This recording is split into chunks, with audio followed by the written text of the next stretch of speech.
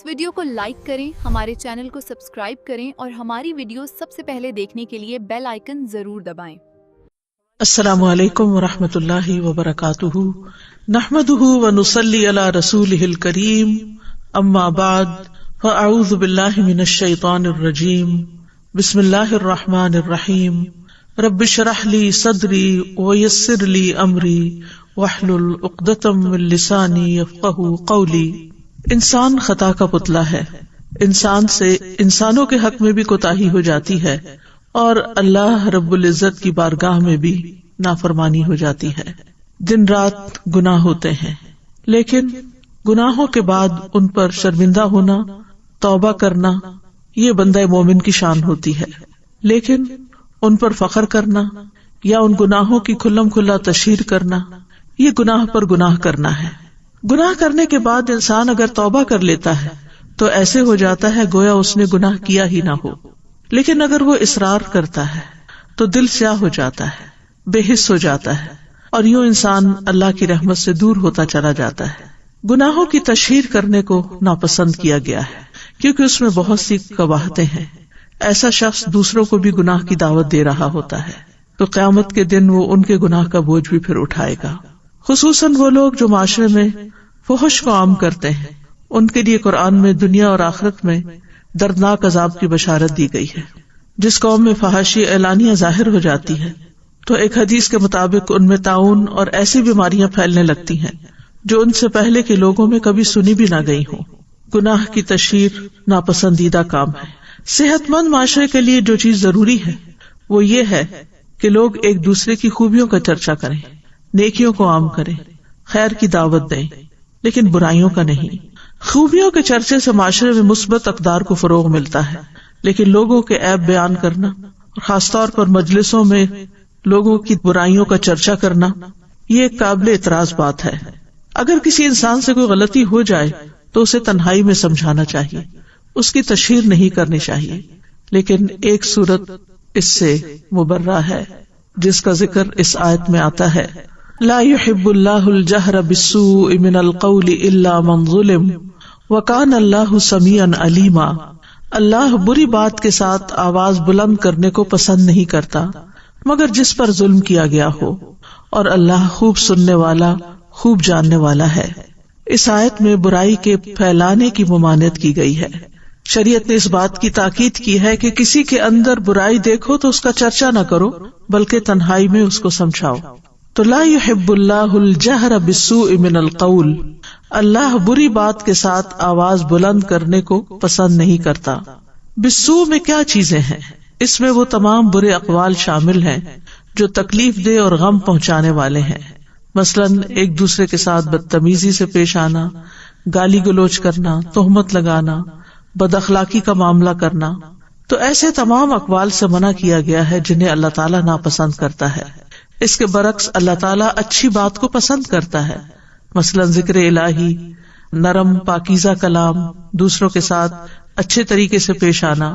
تو فرمائے کہ لا يحب اللہ الجہر بالسوء من القول الا من ظلم، ہاں جس پہ ظلم کیا گیا ہو وہ اپنے ظلم کی داستان اپنا حق لینے کے لیے دوسرے کو سنا سکتا ہے، یعنی مظلوم کو ظلم کے اظہار کی رخصت ہے، یعنی وہ اپنے اوپر کیے جانے والے ظلم کا اظہار کر سکتا ہے۔ لہذا مظلوم کے لیے ظالم کے خلاف بد دعا کا اظہار کرنا جائز ہے۔ اسی طرح اگر وہ کسی سے ذکر کر سکتا ہے تاکہ اس کی مدد کی جا سکے تو اس کی بھی اجازت ہے۔ اسی طرح یہ ہے کہ اگر ظلم کی صورت میں کسی نے اس کو برا بھلا کہا ہے تو اس کو ویسا ہی جواب بھی دے سکتا ہے۔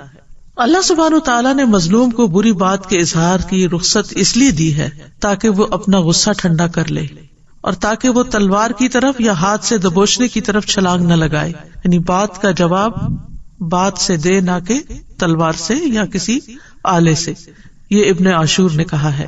حسن بصری کہتے ہیں مظلوم ظالم کو بد دعا نہ دے بلکہ کہے اے اللہ اس کے خلاف میری مدد کر، اے اللہ اس سے میرا حق نکلوا دے۔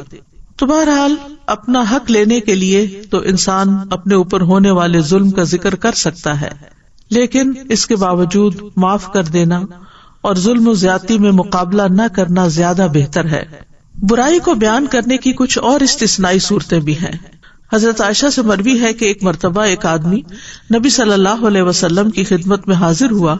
جب وہ اندر آیا تو نبی صلی اللہ علیہ وسلم نے اسے اپنے قریب کیا اور اپنے پاس بٹھایا. جب وہ چلا گیا تو عائشہ رضی اللہ عنہا نے عرض کیا، اے اللہ کے رسول، کیا آپ نے اس شخص کے متعلق اس طرح نہیں فرمایا تھا؟ یعنی وہ ایک اچھا آدمی نہیں.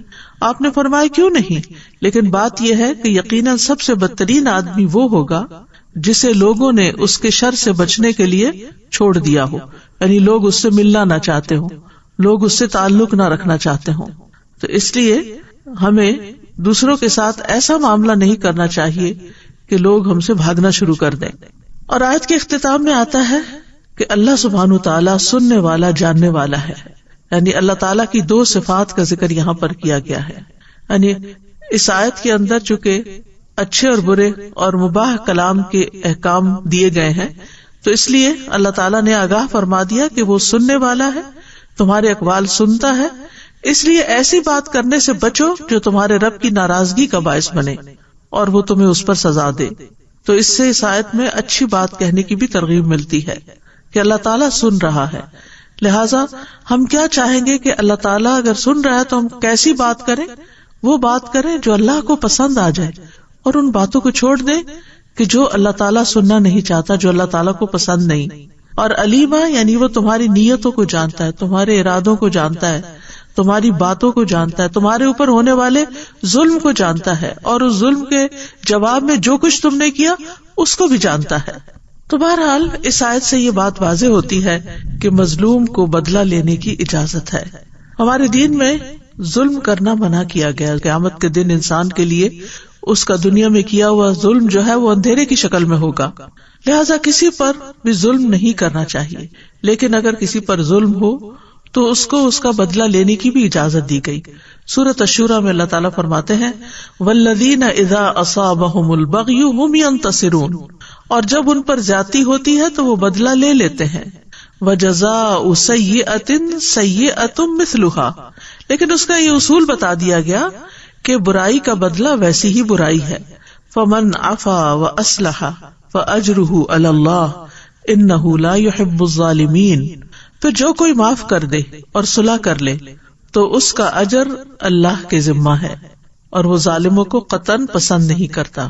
وَلَمَنِ انتصر بعد ظلمه فأولئک ما علیہم من سبیل، اور جو شخص ظلم ہونے کے بعد بدلہ لے لے تو اس پر کوئی الزام نہیں، یعنی اس کی کوئی پکڑ نہیں. اسی طرح صاحب حق کو بات کرنے کی اجازت ہے. ابو ہریرہ کہتے ہیں کہ ایک شخص نبی صلی اللہ علیہ وسلم سے اپنے قرض کا تقاضا کرنے کے لیے آیا اور سخت گفتگو کرنے لگا. صحابہ غصے سے اس کی طرف بڑھے، لیکن رسول اللہ صلی اللہ علیہ وسلم نے فرمایا اسے چھوڑ دو، کیونکہ یہ صاحب حق ہے اور یہ کہنے کا حق رکھتا ہے. یعنی جس کا حق ہو وہ اپنا حق لینے کے لیے اگر غصے میں بھی بات کر لیتا ہے تو اس کو اجازت ہے. پھر آپ نے فرمایا کہ اس کے قرض والے جانور کی عمر کا ایک جانور اسے دے دو. صحابہ نے عرض کیا یا رسول اللہ، اس سے زیادہ عمر کا جانور تو موجود ہے لیکن اس عمر کا نہیں. آپ نے فرمایا اسے وہی دے دو، کیونکہ سب سے اچھا آدمی وہ ہے جو دوسروں کا حق پوری طرح ادا کرے، یعنی حق سے کم نہ لوٹائے، حق سے زیادہ دے تو وہ زیادہ بہتر ہے. اسی طرح اپنے اوپر ہونے والے ظلم کے اظہار کی اجازت ہے. تو اس بارے میں ابو ہریرہ روایت کرتے ہیں کہ ایک شخص نے کہا اللہ کے رسول، میرا ایک ہمسایہ ہے جو مجھے اذیت دیتا ہے. آپ نے فرمایا جاؤ اپنا سامان نکال کر راستے پر رکھ دو. بس وہ گیا اور اس نے اپنا سامان باہر نکال دیا، یعنی گھر سے باہر نکال کے رکھ دیا. لوگ وہاں جمع ہو گئے اور پوچھنے لگے تمہارا کیا معاملہ ہے، یہ تم کیا کر رہے ہو؟ اس نے کہا میرا ایک ہمسایہ ہے جو مجھے اذیت دیتا ہے. جب میں نے نبی صلی اللہ علیہ وسلم کو یہ بات بتائی تو آپ نے فرمایا جاؤ اپنا سامان نکال کر راستے پر رکھ دو. لوگ کہنے لگے اے اللہ اس ہمسائے پر لعنت بھیج، اے اللہ اسے رسوا کر. یہ بات ہمسائے تک پہنچی تو وہ اس کے پاس آیا اور کہا اپنے گھر واپس چلے جاؤ، اللہ کی قسم اب میں تمہیں کبھی اذیت نہیں دوں گا. یعنی کچھ لوگ ایسے ہوتے ہیں کہ جو پیار سے نہیں مانتے، آرام سے بات نہیں سمجھتے، تو پھر ان کے ساتھ سختی کرنے کی بھی اجازت ہے. لیکن یہ یاد رہے کہ بدلہ لینے سے زیادہ بہتر چیز معاف کر دینا ہے. سورۃ النساء کی آیت 149 میں آتا ہے ان تبدوا خیرا او تخفوہ او تعفوا عن سوء فإن اللہ کان عفوا قدیرا، اگر تم کوئی نیکی ظاہر کرو یا اسے چھپاؤ یا کسی برائی سے درگزر کرو تو بے شک اللہ بہت معاف کرنے والا، بہت قدرت رکھنے والا ہے۔ نبی صلی اللہ علیہ وسلم نے ظلم کو معاف کرنے کی وصیت بھی کی۔ حضرت علی کہتے ہیں ہم نے رسول اللہ صلی اللہ علیہ وسلم کی تلوار کے دستے میں یہ لکھا ہوا پایا، جو تم پہ ظلم کرے اس سے درگزر کرو، جو رشتہ توڑے اس سے رشتہ جوڑو، جو تمہارے ساتھ برا کرے اس کے ساتھ احسان کرو، اور حق بات کرو اگرچہ اپنے خلاف ہی کیوں نہ ہو۔ یعنی اگر اپنا کہیں کوئی قصور ہے، کوئی غلطی ہے، کوئی زیادتی ہے تو اس کا اقرار کر لو۔ تو بہرحال انسان دوسرے کو بھی معاف کر دے اور خود اپنے بارے میں بھی اللہ تعالیٰ سے معافی کی درخواست کرتا رہے۔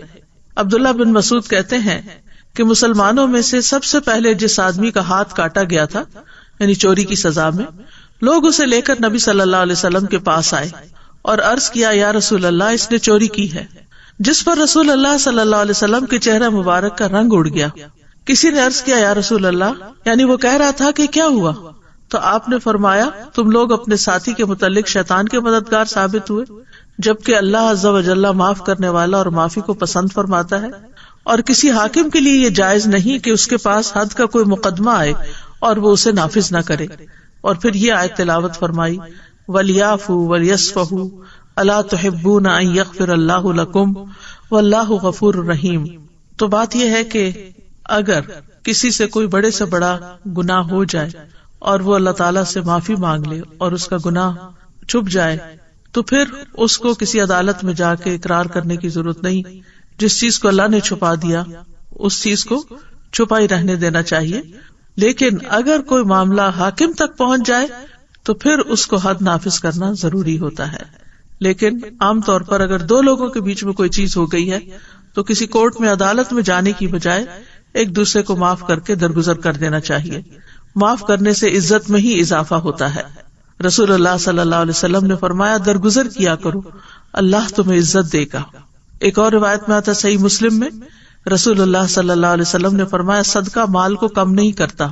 بظاہر ایسا لگتا ہے کہ وہ ہمارے ہاتھ سے نکل گیا، ہمارے اکاؤنٹ میں کمی ہو گئی، لیکن اللہ سبحانہ تعالیٰ کہیں اور سے عطا کر دیتا ہے، اور معاف کرنے سے اللہ بندے کی عزت میں اضافہ ہی کرتا ہے، اور جو اللہ کے لیے تواضع اختیار کرتا ہے اللہ اس کو بلندی عطا فرماتا ہے۔ اور پھر اس آیت میں ایک خاص بات یہ ہے کہ اس میں اللہ سبحانہ تعالیٰ کی صفت محبت کا اس بات ملتا ہے کہ اللہ تعالیٰ محبت بھی کرتا ہے۔ امام ابن تیمیہ کہتے ہیں کہ کتاب و سنت اور مسلمانوں کا اجماع ہے کہ اللہ اپنے مومن بندوں سے محبت کرتا ہے اور وہ اس سے محبت کرتے ہیں، جیسا کہ اللہ تعالیٰ کا فرمان ہے والذین آمنوا اشد حبا للہ، ایمان والے سب سے زیادہ اللہ ہی سے محبت کرتے ہیں۔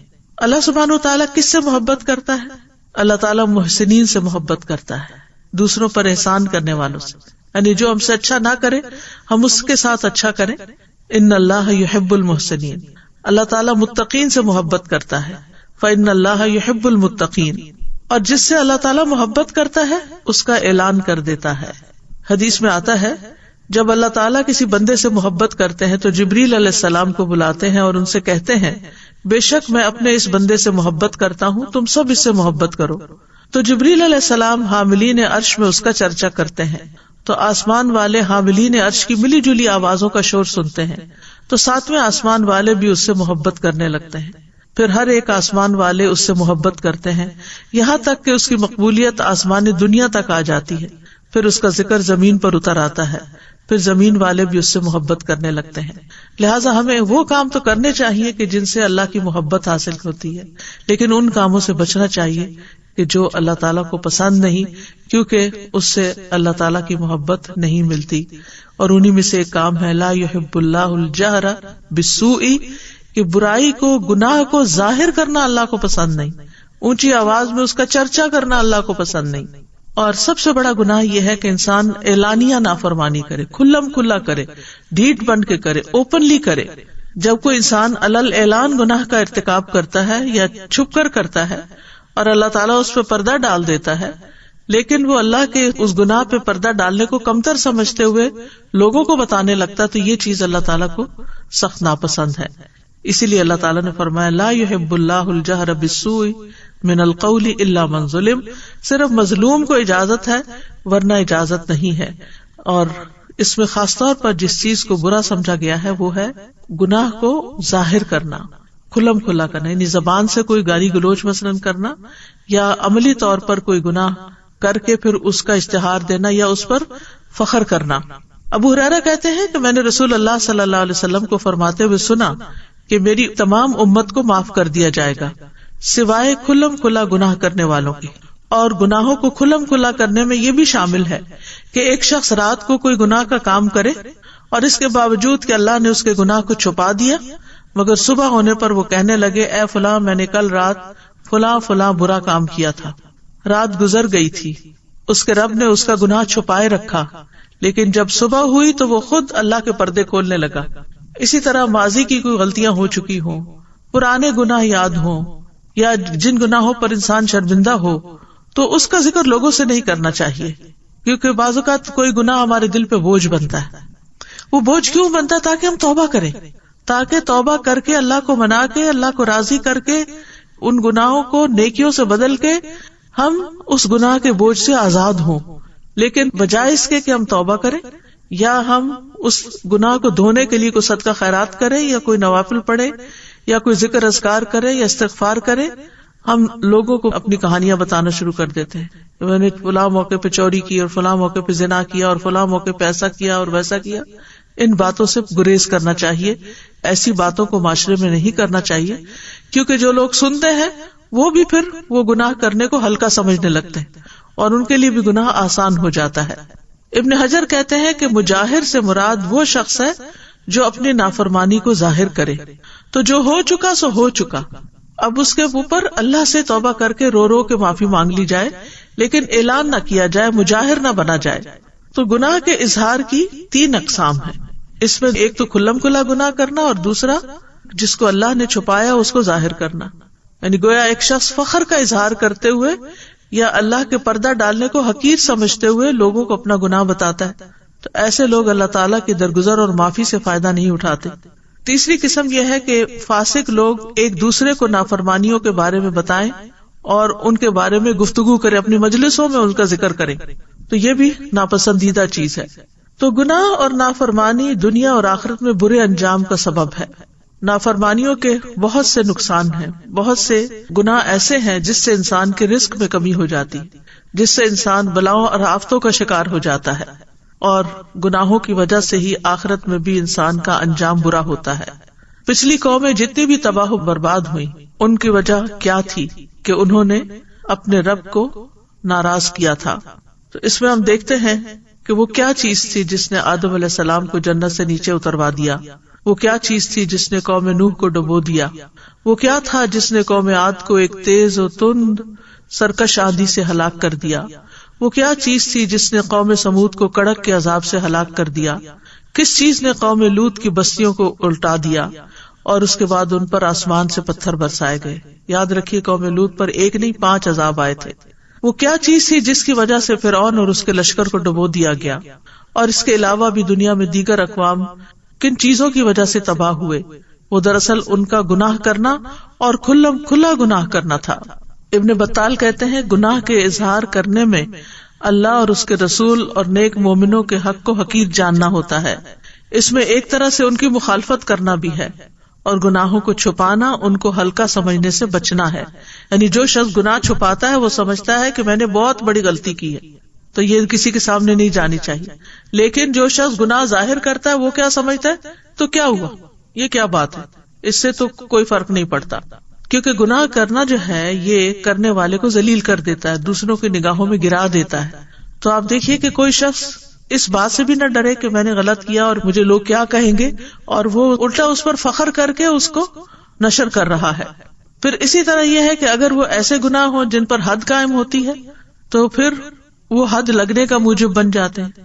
اگر چوری ہو جائے اور اللہ نے چھپا دیا معاملہ تو اللہ سے معافی مانگے، جو بھی طریقہ ہو کہ گناہ معاف ہو جائے.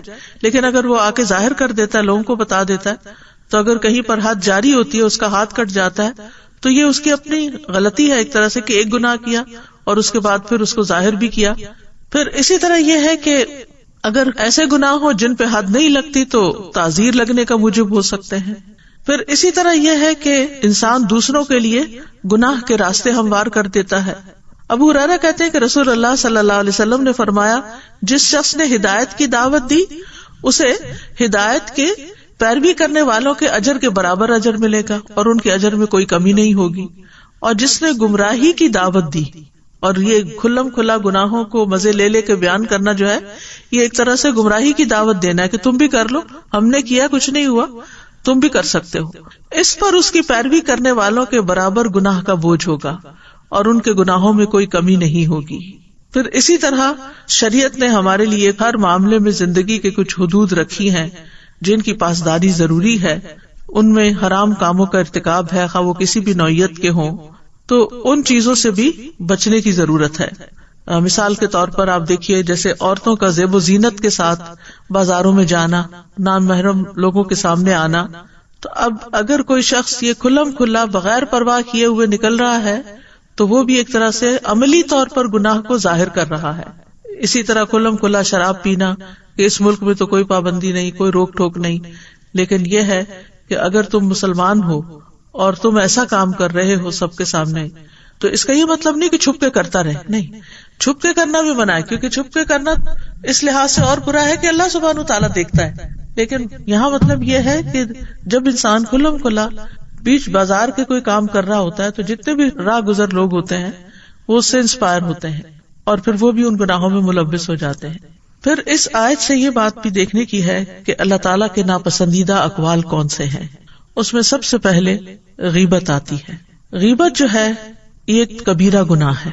قرآن مجید میں آتا ہے وَلَا يَغْتَبْ بَعْضُكُمْ بَعْضًا أَيُحِبُّ أَحَدُكُمْ أَن يَأْكُلَ لَحْمَ أَخِيهِ مَيْتًا فَكَرِهْتُمُوهُ وَاتَّقُوا اللَّهَ إِنَّ اللَّهَ تَوَّابٌ رَحِيمٌ. اور تم میں سے کوئی کسی دوسرے کی غیبت نہ کیا کرے. کیا تم میں سے کوئی پسند کرتا ہے کہ اپنے بھائی کا گوشت کھائے جبکہ وہ مردہ ہو؟ تم اسے ناپسند کرتے ہو. اور اللہ سے ڈرو، یقیناً اللہ بہت توبہ قبول کرنے والا، نہایت رحم والا ہے. نبی صلی اللہ علیہ وسلم نے بھی فرمایا تھا، اے ان لوگوں کی جماعت جو صرف زبان سے ایمان لائے ہو، ان کے دلوں میں ایمان داخل نہیں ہوا، مسلمانوں کی غیبت مت کیا کرو، کیونکہ جس کے اندر ایمان ہوتا ہے وہ اپنی زبان برائی کے ساتھ نہیں کھول سکتا. اور نہ ان کی عزت و آبرو کے درپے ہوا کرو، یعنی ان کے بارے میں بری باتیں کر کے ان کی عزت کو دوسرے کی نگاہ میں پامال نہ کیا کرو. اس لیے کہ جو کسی کی عزت کے درپے ہوتا ہے اللہ اس کی عزت کے درپے ہو جاتا ہے، اور جس کی عزت کے درپے اللہ ہو جائے تو اس کو اس کے گھر میں ہی رسوا کر دیتا ہے. پھر اسی طرح چغلی کھانے سے منع کیا گیا ہے. چغلی وہ ہوتی ہے کہ جس میں ایسی بری بات کسی کی دوسرے کو بتائی جائے کہ دو لوگوں کے درمیان نفرت پیدا ہو جائے، آپس میں دوستی ختم ہو جائے، تعلق ختم ہو جائے. عبد الرحمن بن غنم نبی صلی اللہ علیہ وسلم سے روایت کرتے ہیں کہ اللہ کے بہترین بندے وہ ہوتے ہیں کہ انہیں دیکھ کر اللہ یاد آ جائے، اور اللہ کے بدترین بندے وہ ہوتے ہیں جو چغل خوری کرتے ہیں، دوستوں کے درمیان جدائی پیدا کر دیتے ہیں، باغی، بیزار اور سرکش ہوتے ہیں. نبی صلی اللہ علیہ وسلم ایک مرتبہ 2 قبروں کے پاس سے گزرے تو آپ وہاں کھڑے ہو گئے. صحابہ کہتے ہیں کہ ہم بھی ساتھ کھڑے ہو گئے تو آپ کے چہرے کا رنگ بدلنے لگا، یہاں تک کہ آپ کے کرتے کی آستینیں کانپنے لگی، یعنی آپ کے جسم پر کپ کپی طاری ہو گئی. ہم نے عرض کیا یا رسول اللہ صلی اللہ علیہ وسلم کیا بات ہے؟ آپ نے فرمایا کیا تم وہ نہیں سن رہے جو میں سن رہا ہوں؟ ہم نے عرض کیا اللہ کے نبی وہ کیا بات ہے؟ یعنی ہم تو نہیں سن رہے. وہ عذاب قبر تھا، قبر کے اندر مردوں کی چیخ پکار تھی. آپ نے فرمایا یہ دونوں آدمی اپنی قبروں میں ہلکے سے گناہ میں سخت عذاب دیے جا رہے ہیں. ہم نے عرض کیا یہ کس گناہ کا عذاب ہے؟ فرمایا ان میں سے ایک تو پیشاب کی چھینٹوں سے پرہیز نہیں کرتا تھا، یعنی پیشاب کرتے ہوئے اپنی پاکی ناپاکی کا خیال نہیں کرتا تھا، اور دوسرا لوگوں کو اپنی زبان سے تکلیف پہنچاتا تھا اور ان میں چغل خوری کیا کرتا تھا، یعنی ایسی باتیں کرتا تھا کہ جس سے دوسروں کو تکلیف ہو اور آپس میں لڑائیاں فساد ہوں. اس میں آپ دیکھیے کہ خود گھریلو زندگی کے اندر قریب کے رشتوں میں ایسی چیزیں بہت پائی جاتی ہیں. بعض اوقات بہو ساس کے خلاف شوہر کے کان بھر رہی ہوتی ہے، بعض اوقات ساس بہو کے خلاف بیٹے کے کان بھر رہی ہوتی ہے. چھوٹی چھوٹی باتوں کو بہت بڑھا چڑھا کے پیش کیا جا رہا ہوتا ہے. اگر کسی کو منع کیا جائے تو وہ کہتے ہیں میں کون سا غلط بات کر رہی تھی، میں بھی تو وہی بات کر رہی تھی جو اس میں تھی. یہی تو غیبت ہے. یہی تو غیبت ہے. اگر وہ بات اس میں نہ ہو تو یہ بہتان بن جاتی ہے جو اس سے بھی بڑا گناہ ہے. اسی طرح کسی کی عیب جوئی نہیں کرنی چاہیے کہ چھوٹے چھوٹے نقص نکال کے اس کو بتا کے تم یہ کیوں کرتے ہو, تمہارے اندر یہ غلط بات ہے. ہاں, اگر آپ ایک والدہ ہیں تو اپنے بچے کو سمجھانے کے لیے کر سکتی ہیں, اپنے کسی ساتھی کو آسان انداز میں بتا سکتی ہیں, لیکن دوسروں کو برا بھلا کہنا سامنے یا پیچھے یہ درست نہیں. رسول اللہ صلی اللہ علیہ وسلم نے فرمایا, اگر کوئی شخص تمہیں برا بھلا کہے اور تمہیں تمہاری کسی بات پر جو وہ جانتا ہو آر دلائے تو تم اس کے عیب پر جو اس میں ہو اسے آر مت دلانا, بلا شبہ اس کا وبال اسی پر ہوگا.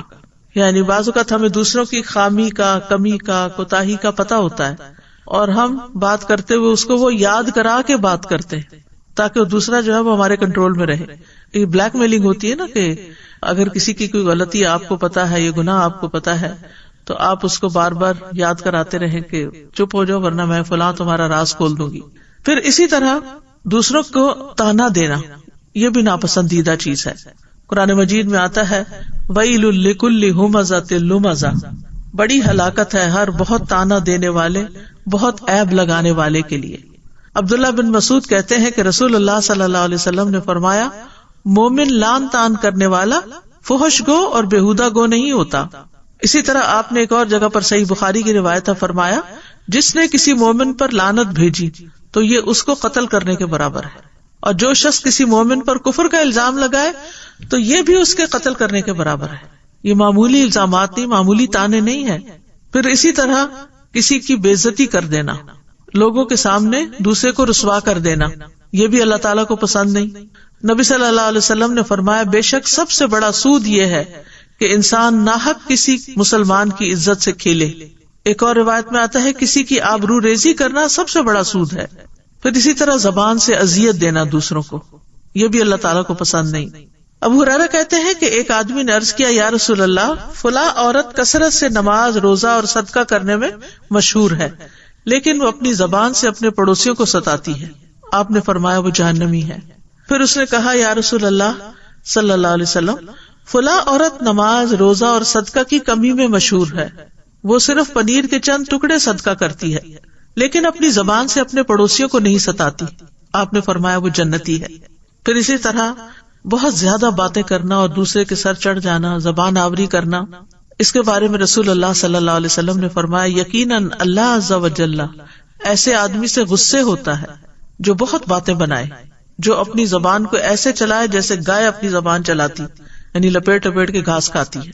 اسی طرح فحش باتیں کرنا یہ بھی اللہ تعالیٰ کو ہرگز پسند نہیں. حدیث میں آتا ہے فحش گوئی اور زیادہ باتیں کرنا نفاق کے 2 شعبے ہیں. پھر اسی طرح گالی گلوچ کرنا. رسول اللہ صلی اللہ علیہ وسلم نے فرمایا, بے شک اللہ نے میری طرف وحی نازل فرمائی ہے کہ تواضع اختیار کرو, کوئی کسی کے خلاف سرکشی نہ کرے اور نہ کوئی کسی پر فخر کرے. تو میں نے عرض کیا, اے اللہ کے رسول, اگر کوئی مجھے ایسے مجمع میں گالی دے جو لوگ حیثیت میں مجھ سے کم ہوں, اس پر میں اسے جواب دوں تو کیا پھر بھی مجھے گناہ ہوگا؟ آپ نے فرمایا, 2 گالی گلوچ کرنے والے 2 شیطان ہوتے ہیں, ایک دوسرے کی آبرو ریزی کرتے ہیں, یعنی اس کی عزت پامال کرتے ہیں اور جھوٹ بولتے ہیں. پھر اسی طرح لڑائی جھگڑا کرنا یہ بھی اللہ تعالیٰ کو سخت ناپسند ہے. بے شک اللہ کے ہاں سب سے ناپسندیدہ آدمی وہ ہے جو سخت جھگڑالو ہو. پھر کیل و کال, بحث مباحثہ کرنا.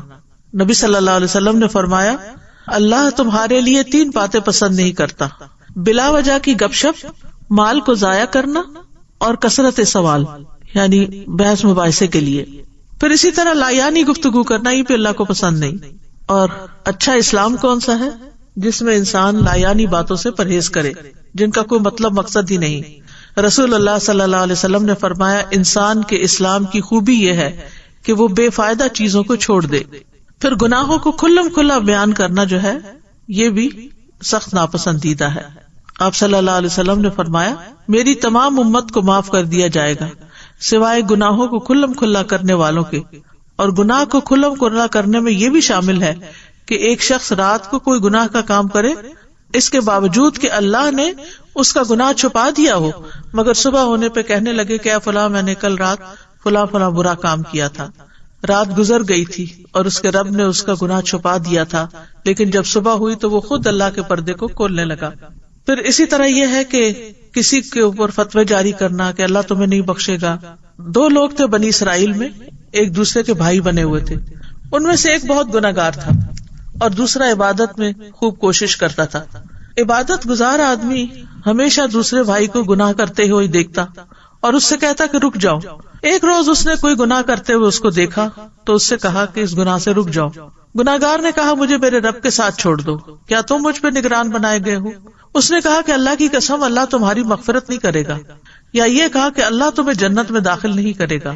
چنانچہ دونوں کو مار دیا گیا، روحیں قبض کر لی گئی. دونوں رب العالمین کے ہاں جمع ہوئے تو اللہ نے اس عبادت میں کوشش کرنے والے سے فرمایا کیا تو مجھے جانتا تھا؟ جو میرے ہاتھ میں ہے تجھے اس پر قدرت حاصل تھی. اور پھر گناہگار سے فرمایا جاؤ میری رحمت سے جنت میں داخل ہو جاؤ. اور دوسرے کے متعلق فرمایا کہ جاؤ آگ میں داخل ہو جاؤ. یعنی اتنے سالوں کی عبادت جو تھی وہ اس کے کام نہ آئی. اس کے برعکس وہ شخص جو اللہ سے ڈرتا تھا، معلوم نہیں اس کی کیا مجبوری تھی، تو اللہ نے اپنی رحمت سے اس کو معاف کر دیا. ابو ہریرہ کہتے ہیں اس ذات کی قسم جس کے ہاتھ میں میری جان ہے، اس نے ایسی بات کہہ دی جس نے اس کی دنیا اور اس کی آخرت دونوں ہی تباہ کر دی. دنیا سے بھی مر گیا اور آخرت میں بھی، صرف یہ کہنے پہ کہ اللہ تمہیں کبھی معاف نہیں کرے گا. اسی طرح یہ بھی نہیں کہنا چاہیے کہ میں تمہیں کبھی معاف نہیں کروں گی. کیا آپ نہیں چاہتے کہ اللہ تعالیٰ آپ کو معاف کر دے؟ تو دوسروں کے گناہ بھی معاف کر دینے چاہیے.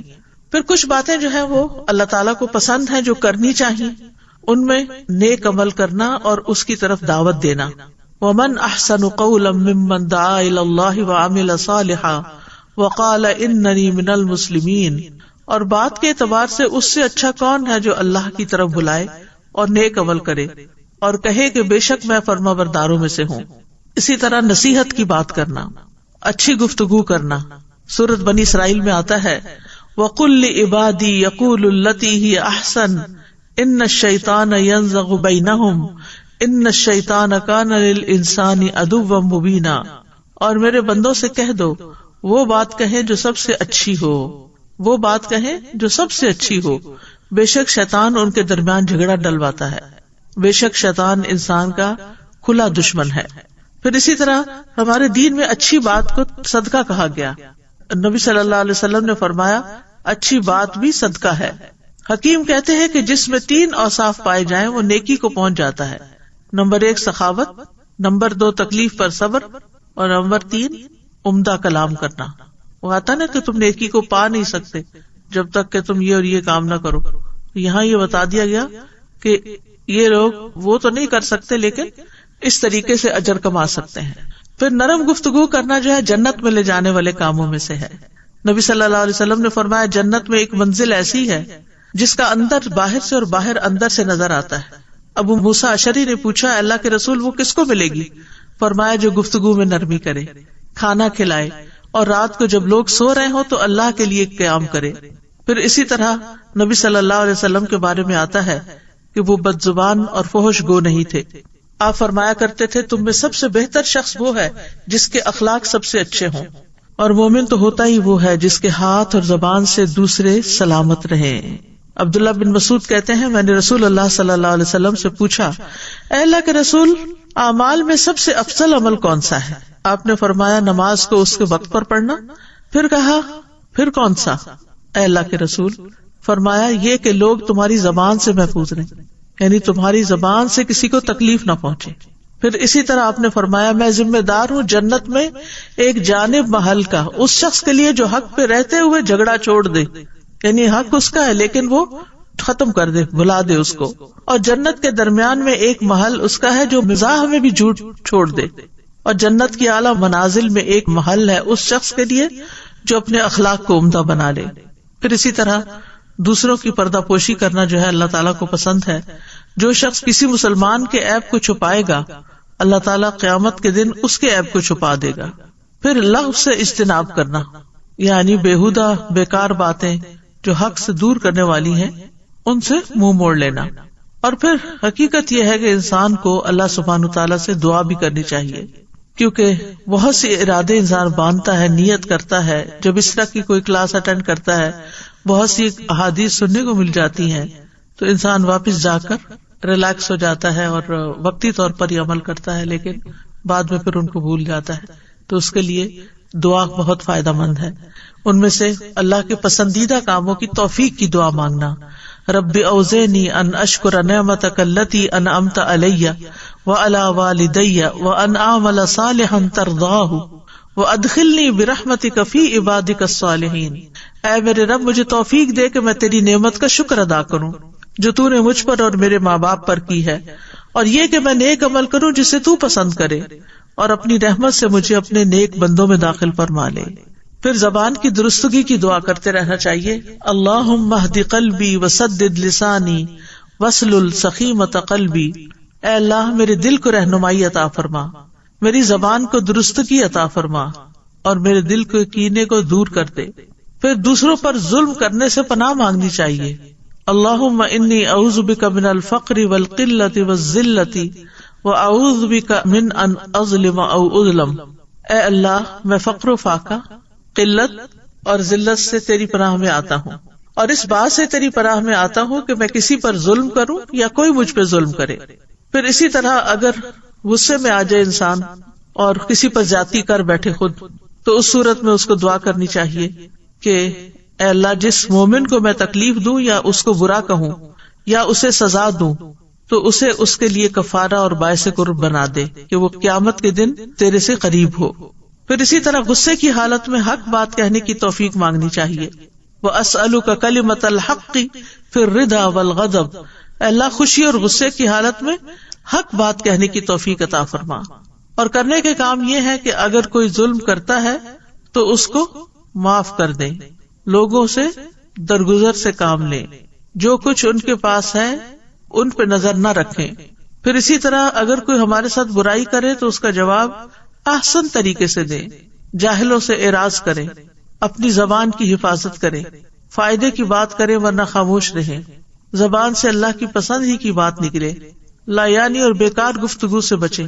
کسی کے تکلیف پہنچانے پر اس کے لیے دعائے خیر کر دیں، تکلیف دینے والوں سے بدلہ نہ لیں اور ان سے خیر کی توقع رکھیں. ظالم کے حق میں بھی دعائے خیر کر دیں کہ اللہ سبحانہ تعالیٰ اس کو بھی ظلم سے باز آنے کی توفیق عطا فرمائے. وآخر دعوانا ان الحمد للہ رب العالمین. سبحانک اللہم وبحمدک اشہد ان لا الہ الا انت استغفرک واتوب الیک.